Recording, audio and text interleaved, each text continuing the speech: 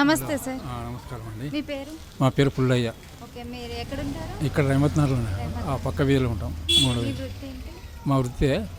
మా వృత్తి ఏం లేదు, నేను డ్యూటీ చేస్తుంటే కంపెనీలో. అయితే ఇప్పుడు ఉప ఎన్నికలు అనేది జరుగుతుంది. సో దాంట్లో ఎవరు వస్తారని మీరు అనుకుంటున్నారు? ఇప్పుడు పరిపాలన ఈ కాంగ్రెస్ గవర్నమెంట్ మంచిగా ఉంది అని, పరిపాలన అన్నీ మంచిగా ఉన్నందుకు మరి కాంగ్రెస్ గవర్నమెంట్ వస్తుంది, రేవంత్ రెడ్డి గవర్నమెంట్ అని చెప్పి మరి బీఆర్ఎస్కి ఎవరు ఓట్ వేయరంటారా? వేసేవాళ్ళే వేస్తారు. వాళ్ళ ప్రభుత్వం ఉన్నప్పుడు జర మంచిగా జరగలే అట్లా. ఓకే, రేవంత్ రెడ్డి గారి పరిపాలన మంచిగా ఉందంటారా? మంచిగానే ఉంది. బాగుందా?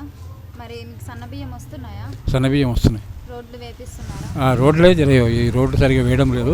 రోడ్ల గురించి కావాలి, రోడ్లు వేయడం లేదు. ఉచిత కరెంట్ వస్తుందా మరి? ఉచిత కరెంటు మనం వస్తుంది, ఓకేనా?